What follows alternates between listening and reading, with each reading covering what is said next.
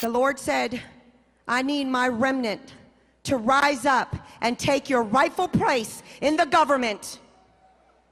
So I decided to run for Texas Senate in District 11.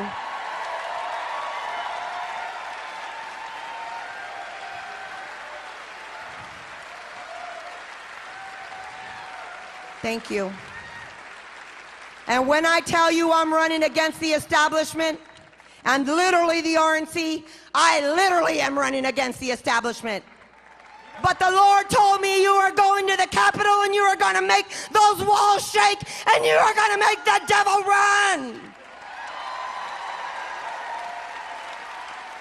And that's what we say in Texas. Come and take it. What's up, everybody? Major Retired Richard Ojeda here, and another MAGA moron is playing the same old tired idioms they all use: rigged elections and the wrath of God. This latest moron was running for state senate in Texas, and like all these cultists do, she was prophesizing and proclaiming victory way before the primary ever happened, even going as far as threatening God will seek revenge on anybody that doesn't vote for her. That's a hell of a campaign strategy, literally. God chose me for a reason.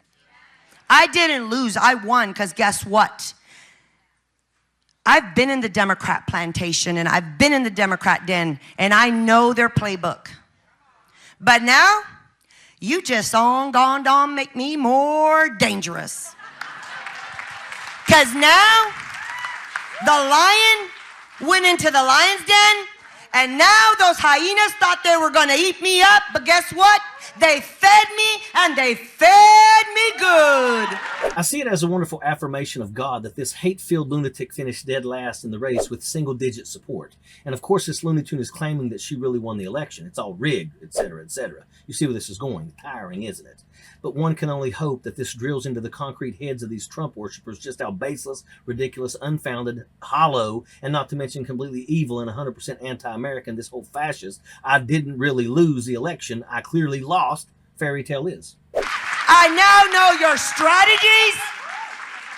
I know what you think. I know what you're doing. And you've just made me more dangerous.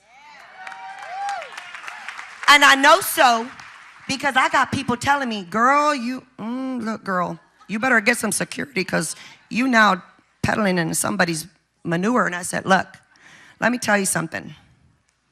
They're going to have to deal with God. They don't need to worry about me. They need to deal with God. They need to be ready for God because God knows exactly what they did. See, you don't steal from me or you. You steal from him. Because when he chooses you and he tells you go and you don't ask questions. These are the kinds of people that take up that mantle. Insane people. Scary insane people. There isn't an ounce of logic in anything they're saying. They don't have an ounce of respect for the American people or our Constitution. They are wild extremist ideologues lacking reality. There are the kinds of people you go to great lengths to avoid. The kinds of people, if poor luck forces you into a conversation with, you just nod and back away and then notify the local authorities. We do not want these people in Washington, state legislators, county boards, town boards, or school boards. Psych wards is the only safe residence for these basket cases. They can find plenty of like-minded people there. People who believe that they're the president and people that believe that they're Elvis.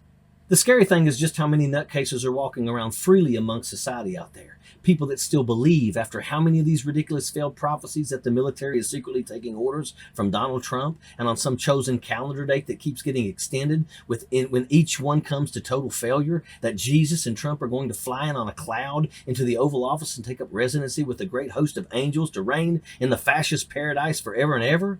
I have no idea how that's a picture of utopia for these numbskulls, but nonetheless, they count the days like kids with an advent calendar and sit on the edge of their seat for the MyPillow guy to announce the new secret date for this unholy apocalypse. The right has gotten exponentially more extreme in recent years, and it's now starting to eclipse frightening levels. We all prayed that the abomination would end after January the 6th, and it's criminal that the event changed so little Republican minds. Where are the decent people willing to step up and admit that they were duped by their party, that they will cut ties to the forever increasing extremism and the outright fascism that the party currently adopts holistically? We can only hope that stories like this show just how nuts and how dangerous this rhetoric is. We now have little mini Donald Trump fascists playing out their delusions all through the country on self-proclaimed righteous crusades who deny democracy outright and proclaim their own rule with threats and with violence. Last I checked, this isn't the Bronze Age. We supposedly passed enlightenment a few hundred years ago, and while we know MAGAs abhor intelligent thought, we can at least anticipate that 21st century Americans in general have some concept of the role of empirical fact in society. So come on, people, you're better than falling for this ridiculous con. Trump lost. Prophecies don't win elections, and Jesus doesn't shoot thunderbolts at your political enemies. And if you want that to happen, you've got some serious issues, and nobody should be voting for you, period. Sappers clear the way. Airborne on.